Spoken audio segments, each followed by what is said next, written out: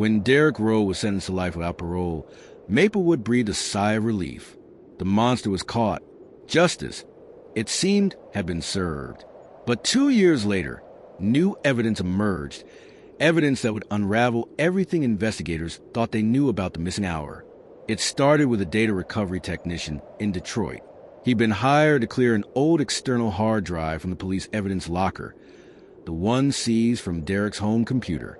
While reformatting the drive, he found a hidden partition containing dozens of encrypted video files. Each was labeled with a date, and each one was recorded before Claire's disappearance. The earliest video dated 6 months prior. In it, Derek sat in his truck, parked somewhere along the Hollow Mile, staring at the dark road ahead. He was whispering to himself. She doesn't see it yet, but she will. In later clips, the tone changed. He filmed Claire's house from a distance, her lights flickering through the window, her shadow moving past the curtains. He laughed quietly in the dark.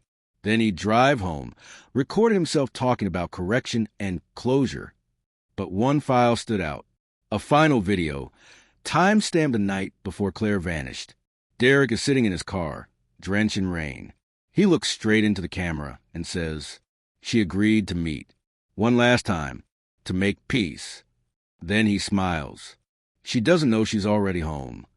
Investigators reopened the case, and when they re-examined Derek's property, they found something the first search team had missed.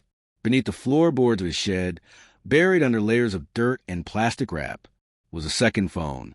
Claire's phone, still intact. On it, a voice memo, recorded at 11:55 p.m., 1 minute before her car was found abandoned.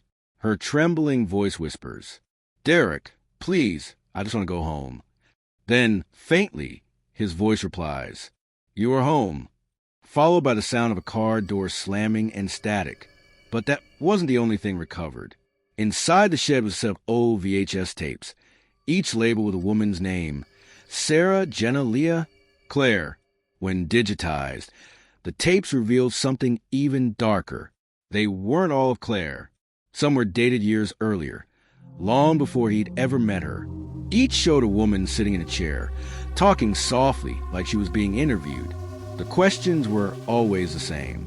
Do you ever feel watched? Do you trust people easily? And then finally, would you forgive me?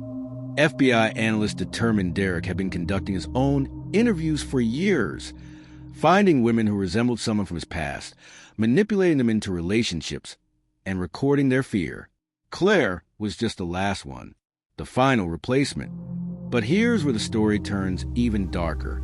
In Derek's journals, recovered later from a storage unit, he wrote about the first one, a woman named Marianne.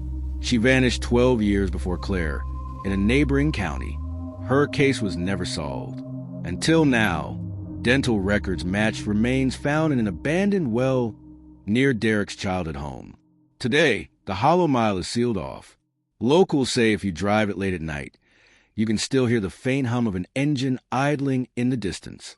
Some swear they've seen headlights appear behind them, then disappear before the next curve. But what disturbs investigators most is the final line from Derek's last video log, found but never released to the public. He looks directly into the lens and whispers, "She's still here, and she knows what I did." Then he turns the camera toward the passenger seat. The frame shakes. For half a second, a blurred figure is visible. Pale, still, eyes open.